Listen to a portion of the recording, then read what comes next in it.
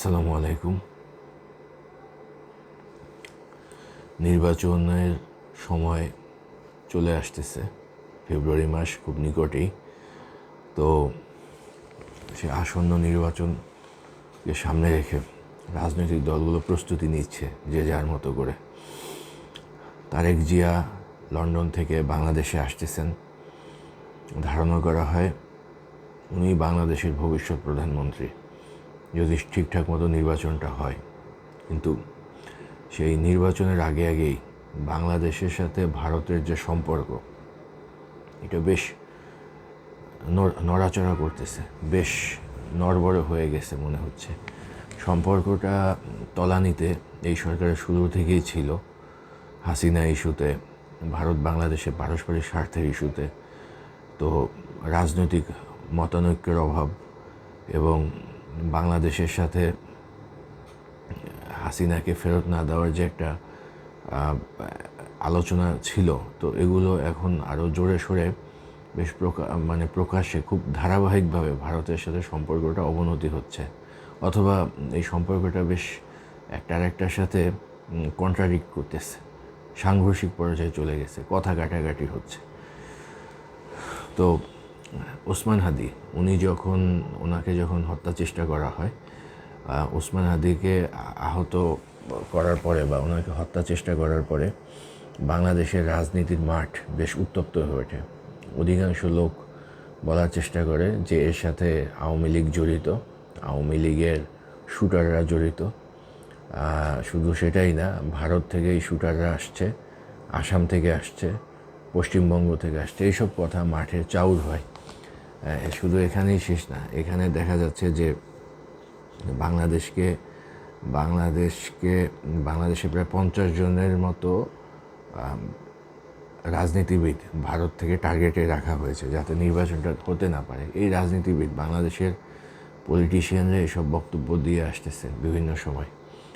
তো এখন এই ওসমান হাদি যখন আহত হন বা ওনাকে যখন হত্যা চেষ্টা করা হয়, তারপরে রাজনীতিবিদরা বরাবরের মতো ভারতকে টার্গেট করে কথা বলেছেন। হাসানাত আবদুল্লাহ উনি বলেছেন যে ভারতের 7 সিস্টার্সকে উনি আলাদা করে দিতে চান, বিচ্ছিন্নতাবাদীদেরকে আশ্রয় দিতে চান।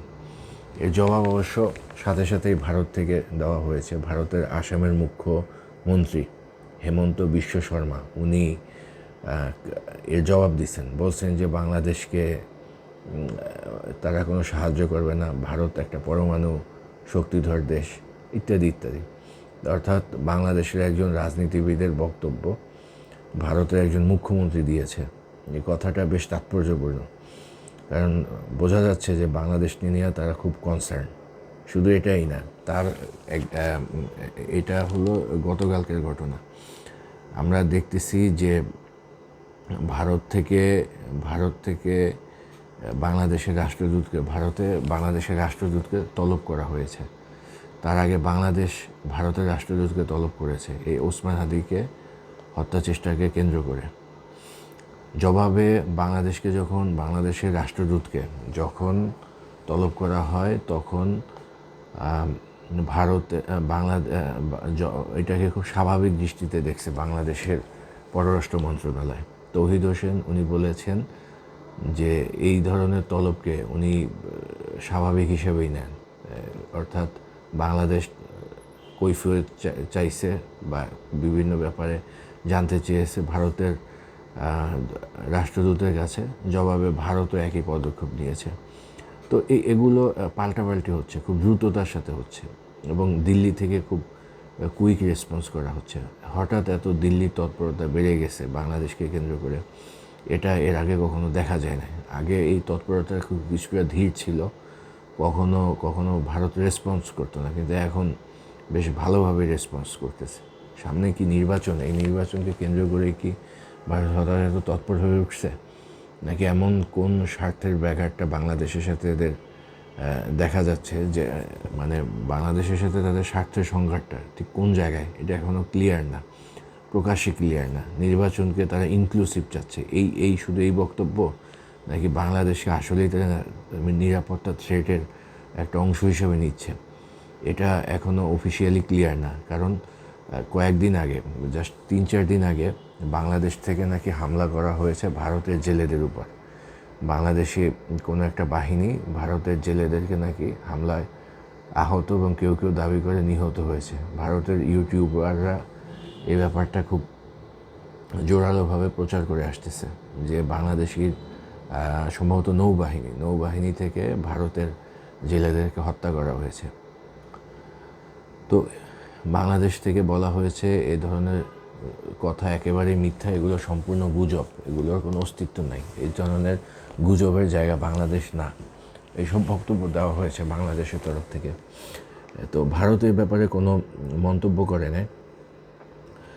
তো আজকে দেখলাম যে ভারতের ভিসা সেন্টার এইটা আবার বন্ধ করে দেওয়া হয়েছে নিরাপত্তা শঙ্কার কারণে। ভিসা সেন্টারটা বন্ধ করে দেওয়া হয়েছে কারণ বাংলাদেশের প্রতিবাদী জনসাধারণ ওনারা ভারতের এই ভিসা সেন্টারটা ঘেরাওয়ের একটা কর্মসূচি দিয়েছিল। তো এই ভিসা সেন্টার ঘেরাও করতে গিয়ে পুলিশ তাদেরকে বাধা দেয়। ভিসা সেন্টার যা হয় বিভিন্ন দেশে এরকম ঘেরাও কর্মসূচি থাকে, মানুষজনের উষ্মা, বিভিন্ন ক্ষোভ এগুলো প্রকাশের একটা মাধ্যম এই ঘেরাও কর্মসূচি বা বিভিন্ন ধরনের আন্দোলন, এগুলো তো তার একটা অংশ। তো এই জন্য ভিসা সেন্টার বন্ধ হয়ে গিয়েছে। তো এগুলো কেন হচ্ছে? হঠাৎ ওসমান হাদিকে কেন্দ্র করে শুধু ভারতকে দোষারোপ করা হচ্ছে, শুধু স্বৈরাচার আওয়ামী লীগকে দোষারোপ করা হচ্ছে। হঠাৎ এত কেন? কোন দিকে যাচ্ছে বাংলাদেশের অবস্থাটা? তো সামনে তারেক জি আসতেছেন এই মাসের 25 তারিখে। তো এটাতে কি প্রভাব ফেলবে? তিনি আসার পরে ভারত বাংলাদেশের সম্পর্ক কোন দিকে টার্ন নেয়, এটা একটা দেখার বিষয়। সামনে যেহেতু নির্বাচনের একটা ডেট, সম্ভাব্য ডেট, একটা মোটামুটি সুনির্দিষ্ট একটা ডেট দেওয়া হয়েছে, কোন দিকে যাচ্ছে বাংলাদেশের সামনে নির্বাচন এটা একটা ভেবে দেখার ব্যাপার। কারণ ভারত হঠাৎ এত মারমুখী আচরণ করতেছে, যেভাবে কুইক রেসপন্স করতেছে, এটা সামাল দিতে পারবে এই সরকার? ধরেন ভারতকে অত কাউন্ট করতেছে না, কিন্তু রাজনীতিবিদরা তো বাংলাদেশের রাজনীতিবিদদের লেজ। আওয়ামী লীগ তো একটা ভারতীয় দল ছিল, অন্যান্য রাজনীতিবিদ যারা আছেন ওনাদের স্বার্থ সংশ্লিষ্ট, তাদের যে স্বার্থের যে বিষয়গুলো, সেটা কিছুটা কারো বহুলাংশে এখনও ভারতের তৎপরতার সাথে সম্পৃক্ত। তো সামনে যে দিনগুলো আসতেছে, নির্বাচনের দিনগুলো, এখানে ভারতের এই এত তৎপরতার ফলে বাংলাদেশ আদৌ নির্বাচন করতে পারবে কি না এ নিয়ে আমি এখন সন্দেহ প্রকাশ করি। অনেক কথা শোনা যাচ্ছে যে অনেক বড় দল তারা নাকি তাদের যুগ যুগ ধরে চলে আসা আদর্শ বিসর্জন দিয়েছে, আওয়ামী লীগের স্থানটা তারা নিতে যাচ্ছে, ভারতীয় পত্রিকা মিডিয়ার দাবি। তো ভারতের জাতীয়তাবাদী আদর্শ থেকে অনেকে ধর্মনিরপেক্ষ আদর্শের দিকে যাচ্ছে। এগুলো যদি গুজব, ধরে নিলাম গুজব, কিন্তু এগুলো যদি সত্য হয়, আর ভারতের এই যে ধারাবাহিক যে তৎপরতা, এই তৎপরতা যদি এভাবে চলতে থাকে, তাহলে নির্বাচনটা আসলেই পিছিয়ে যেতে পারে। আমার মনে হচ্ছে ভারতের এই তৎপরতার পরিপ্রেক্ষিতে নির্বাচন পিছিয়ে যেতে পারে। হবে না নির্বাচন এটা আমি বলতে পারবো না, নির্বাচন সময় মতো হোক এটাই বলতেছি, কিন্তু নির্বাচন পিছিয়ে যেতে পারে। কারণ খালেদা জিয়ার স্বাস্থ্যের একটা ব্যাপার আছে। তারেক জিয়া আসতেছেন দেশে, এসে তার দলকে উনি নেতৃত্ব দেবেন, খুব স্বাভাবিক এবং খুব ভালো কথা। কিন্তু খালেদা জিয়ার স্বাস্থ্যের যে অবস্থা, এই ব্যাপারে আমরা এখনও সঠিকভাবে জানি না। উনি যদি মারা যান, এই উসিলাতে নির্বাচন পিছিয়ে যেতে পারে। শুধু সেটাই না, ভারত যে ধরনের প্রোপাগান্ডা চালাচ্ছে বা যেসব সংবাদ দিচ্ছে, এই প্রেক্ষিতে তারা যদি বাংলাদেশের উপরে কোনো হার্ড ডিসিশনে আসে, তাহলে সত্যি বাংলাদেশকে ভূ রাজনীতির মেরুকরণে নির্বাচনের আগেই একটা দিক দিশা ঠিক করতে হবে যে বাংলাদেশ কার সাথে থাকবে। ফলে এই রাজনীতিবিদ যারা আছেন, যারা রাজনীতি করতেছেন, তাদের অবস্থানটা আরও মানে একদম ক্লিয়ার। আমার মনে হচ্ছে ভারত একদম ক্লিয়ার অবস্থান জানতে চাচ্ছে। জামাত কী চাচ্ছে ভারতের ব্যাপারে, বিএনপি কী চাচ্ছে ভারতের ব্যাপারে। আদারওয়াইজ ইনক্লুসিভ নির্বাচন এত বছর হয় নাই, তো কিন্তু হঠাৎ ইনক্লুসিভ নির্বাচন বা বাংলাদেশের অবাধ নির্বাচন ইন্ডিয়া দেখতে চাচ্ছে। সব মিলিয়ে ভারতের মতিগতি আসলে ঠিক একটা ভালো মনে হচ্ছে না। তবে এর বাহিরে একটা কথা হলো, বাংলাদেশে ভারতের বিরোধিতা করা একটা নির্বাচনী ট্রাম্প কার্ড, যে দল যত বেশি ভারতের বিরোধিতা করতে পারবে সেই দল নির্বাচনে জনগণের সেন্টিমেন্ট তত বেশি ধারণ করে, এমনটাই আমরা দেখে আসছি।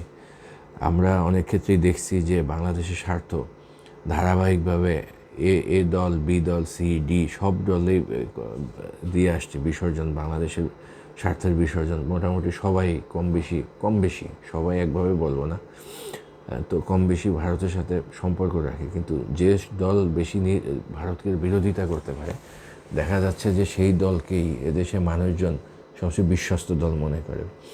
তো এখন এগুলো সবই নির্বাচনী ট্রাম্প কার্ড কিনা, এটা আমার কাছে আমি খুব একটা জানি না। তবে যেভাবে রেসপন্স দেখছি ভারতের তরফ থেকে, অফিসিয়ালি, আনঅফিসিয়ালি, তারপরে মিডিয়ার মাধ্যমে, কলামিস্টদের মাধ্যমে, এগুলো কিন্তু অ্যালার্মিং। এইটা যথেষ্ট অ্যালার্মিং। এটা বাংলাদেশের স্বাধীনতা, সার্বভৌমত্ব, এগুলো আসলে তো বাংলাদেশ অত শক্তিশালী দেশ না। তো এগুলোর কাছে বাংলাদেশ যদি নতি স্বীকার করে, বিনা যুদ্ধে তো বাংলাদেশ হেরে যাচ্ছে। তাহলে এখন দেখি সামনে কি হয়। সামনে তবে আলামত ভালো না। ভারত বিরোধী তৎপরতা, এটা সচেতনতা বাড়ানোর জন্য যেমন দরকার আছে, কিন্তু ভারতের যে পাল্টা পদক্ষেপ বা ভারতের যে কুইক রেসপন্স, এগুলো একটা পর্যায়ে ভারতকে আরও খেপায় তুলতে পারে বাংলাদেশের বিরুদ্ধে। সব মিলিয়ে নির্বাচনটা খুব গুরুত্বপূর্ণ, কিন্তু মনে হচ্ছে যে নির্বাচনটা হয়তো বা পারস্পরিক সম্মতির ভিত্তিতে নির্বাচনের ডেটটা পিছিয়ে যেতে পারে। অনেক কিছু এলোমেলো, যে কিছুদিন আগে নির্বাচন কমিশনার বলতেছিলেন, একটা পত্রিকাতে দেখলাম বা একটা ফেসবুকের পোস্টে, যে এখনও তারা নির্বাচনী প্রস্তুতি ঠিকঠাক মতো শেষ করতে পারেনি। আর এখন যদি এই ধরনের বিভিন্ন ধরনের ভূ রাজনৈতিক প্রেক্ষাপট বাংলাদেশে চলে আসে, তাহলে প্রশাসনিক ব্যর্থতার সাথে সাথে নির্বাচনী যে প্রস্তুতির একটা ব্যর্থতা, এটার পাশাপাশি দেখা যাচ্ছে যে আরও রাজনীতিবিদরাই হয়তো নির্বাচন সম্পর্কে কিছুদিনের জন্য বিমুখ হয়ে যেতে পারে। তো যদি সেটা হয়, অবাক হব না, কারণ সামনে তারেক জিয়া আসার পরে মূলত এটার উপরেই দেশের নির্বাচনের ভবিষ্যৎ গতি প্রকৃতি নির্ভর করতেছে।